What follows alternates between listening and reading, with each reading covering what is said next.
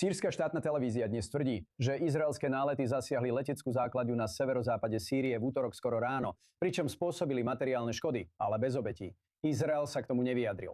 Sýrska televízia však uviedla, že 8 samostatných útokov vyradilo z prevádzky pristávaciu dráhu v severozápadnej provincii Idlib, ale neposkytla ďalšie podrobnosti. Pozorovatelia konfliktu v Sýrii dodali, že Turecko, ktoré je hlavným podporovateľom sýrskej vlády, obnovuje túto leteckú základňu, ktorá je už roky známa ako centrum pre zahraničných bojovníkov. Tento incident však podnietil amerického veľvyslanca v Turecku a osobitného vyslanca pre Sýriu, Toma Bereta, na sociálnych sieťach povedať, že podľa jeho slov potvrdil izraelské letecké útoky, ktoré, ako uviedol, sú zbytočnou eskaláciou, ktorá neprispieva k regionálnej stabilite. A k nám sa pripojil aj vyslúžilý veľvyslanec Cengiz Firat, bývalý turecký veľvyslanec, a sme radi, že ste opäť s nami v relácii, Cengiz.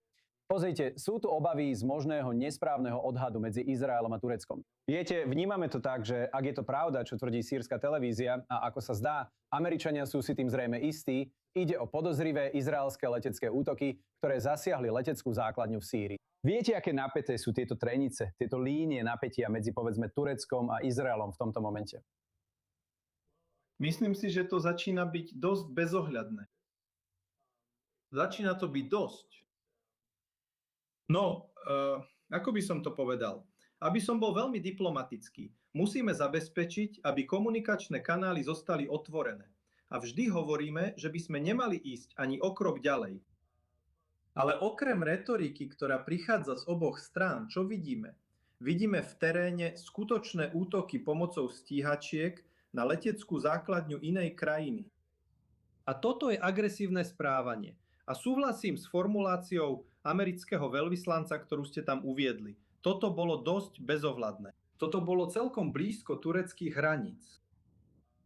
Takže je to jasný odkaz zo strany Izraela, samozrejme. Ale napriek tomu, keď čítam, čo bolo povedané z oboch strán, neustále zvyšujeme stávky. Obe strany vyhlasujú pomerne, ako to povedať, nediplomatické slova voči sebe navzájom. Ale keď toto poviem, ako to vidíme v Turecku, je to, že dochádza k eskalácii. Zo strany Izraela prichádza agresívne správanie, nielen slovami, ale aj skutkami. Dovolte mi na chvíľu skočiť do reči, Cengiz. Áno, samozrejme. Nepodniká útoky tak hlboko do Sýrie len na cvičenie. A hovoríte o hrozbách, ktoré v tejto chvíli vychádzajú z Izraela. Ale je tu zjavne vnímanie hrozby, viete, vychádzajúcej zo Sýrie, ktorá je mozaikou džihadistických skupín podporovaných tureckou vládou. Pričom hovoríte o nepriateľskej retorike. Viete, mohli by sme napísať knihu o retorike, ktorá prišla z Ankary za posledný rok len voči Izraelu, o všetkých nelegitímnych vyjadreniach a podobných veciach. Takže, viete, o akú stabilitu si myslíte, že sa veľvyslanec Barak a ďalší vlastne usilujú však teraz?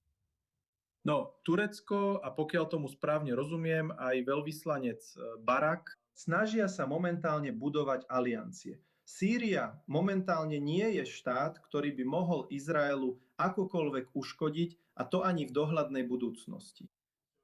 Takže neustále na ňu útočiť, ako ste povedali, nacvičovať naše operácie v teréne a podobne, to všetko je v rozpore s medzinárodným právom. Čo je potrebné urobiť, je zabezpečiť, aby sme sa vrátili k rozhovorom, aby sme sa vrátili k diplomácii, aby sme sa opäť dokázali na niektorých veciach zhodnúť. Ak sa Sýrčania dokážu spojiť a znova vybudovať štát, životaschopný štát, ktorý funguje, ktorý má životaschopnú ekonomiku a podobne, nebude to na škodu nikomu vrátane Izraela. Teraz vidíme, že Izrael nechce žiadnu životaschopnú, fungujúcu, stabilnú ekonomiku alebo krajinu v Sýrii. Počkaj, odkiaľ to berieš, gang?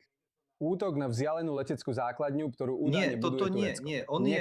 Toto sú činy izraelského štátu, ktoré prebiehajú už nejaký čas. Útočíte agresívne na štát, nazývate ich džihadistami a podobne, ale oni na vás nezaútočili. Ani jeden útok neprišiel z ich strany. Rozšírili ste svoje územie. Turecko, áno, buduje tam infraštruktúru, aby mohla vláda fungovať. A bolo pozvané iným štátom, aby prišlo a pomohlo. A my sa o to snažíme. Naopak, Izrael neustále bombarduje. Toto sa musí zastaviť. Pozeráme sa na to z časového hľadiska. Bude to pokračovať až do volieb? Alebo sa to zastaví po voľbách? Ak sa to nezastaví po voľbách, znamená to, že Izrael neustále ide do konfliktu so všetkými. A ak chcete do tohto konfliktu zatiahnuť aj ďalšiu krajinu, ako je Turecko, len do toho. Vôbec to neodporúčam. Toto je veľmi bezohľadné, veľmi nediplomatický spôsob, ako pokračovať ďalej. No určite je to nediplomatické, ale tvrdenie, že zo Sýrie nevyplývajú žiadne hrozby, no zjavne izraelskí rozhodovatelia to vidia inak. Ak to v skutočnosti bol opäť izraelský útok v Sýrii. Ale tuto máme od bývalého tureckého veľvyslanca Cengiza. Ďakujeme, že ste boli s nami. Privedieme to teraz do štúdia s Jakovom Lapinom, našim bezpečnostným analytikom.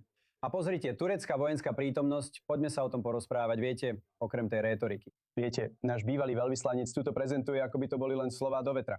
Ale existujú aj vojenské prieniky, ktoré sa dostávajú do izraelskej sféry. Napríklad Sýria, ktorá má spoločnú hranicu s Izraelom. Pripomeňme to všetkým.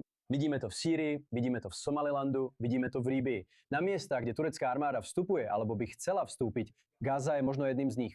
Ako by si to zhrnul, Jakov, zo svojho pohľadu? Vieš, turecké, povedzme, že okrem rétoriky, ktorá je v skutočnosti veľmi nepriateľská voči Izraelu, je ťažké nájsť krajinu s tvrdšou rétorikou.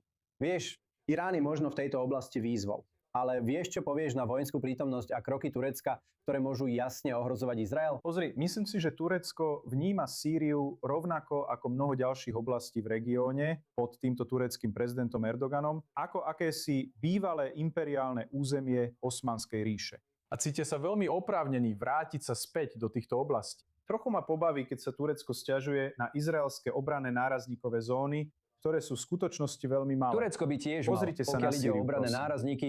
Áno, pozrite sa na tureckú vojenskú prítomnosť na severe Sýrie, ktorá predchádza tomuto režimu, ktorý je v skutočnosti priateľský voči Turecku. O tom nie je pochyb, ale Turecko malo túto nárazníkovú zónu aj za Asadovho režimu, keď v Sýrii nebolo vítané. A to sa zdalo, že tureckým rozhodovacím činiteľom vôbec neprekážalo. Viete, ani sa nebudeme púšťať do debaty o Cypre a ďalších oblastiach, ktoré turecká armáda okupuje. Takže naozaj, táto rétorika je pre mňa skôr zábavná. Ale pozrite, na konci dňa, to, čo tu máme, je veľmi neúplný obraz. Jasne, ak predpokladáme, ako hovoríte, že za tým bol Izrael, prišli nejaké spravodajské informácie o schopnosti, ktorá predstavovala hrozbu. Nie je to samotné letisko. Ide o to, čo Turecko plánovalo na tom letisku nainštalovať, nasadiť.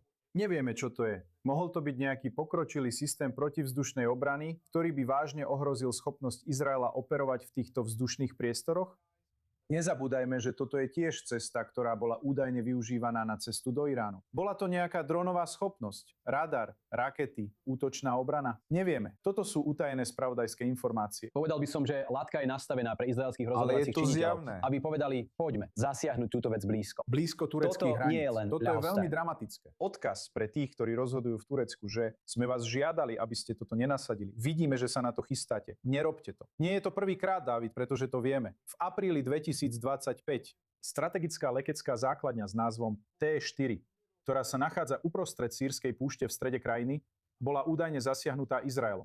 Potom, keď opäť prišli spravodajské informácie, údajne ukazovali, že Turecko sa chystalo nasadiť kapacity predstavujúce hrozbu v tejto oblasti. Ďalším problémom je, že to nemusí byť nevyhnutne Turecko, kto by tieto kapacity aktivoval. Mohol by to byť potenciálne sýrsky režim. A kto vlastne tvorí sýrsky režim? Je ľahké zľahčovať hrozbu džihadistov, keď to nemusíte znášať na vlastnej koži. Ale vieme, že sýrsku armádu tvoria džihadisti, fundamentalisti, ľudia, ktorí prisahali dobiť Jeruzalem. Znejú ako Hamas. Vieme, kam vedie táto retorika. A po 7. októbri Izrael nedovolí týmto silám budovať kapacity predstavujúce hrozbu.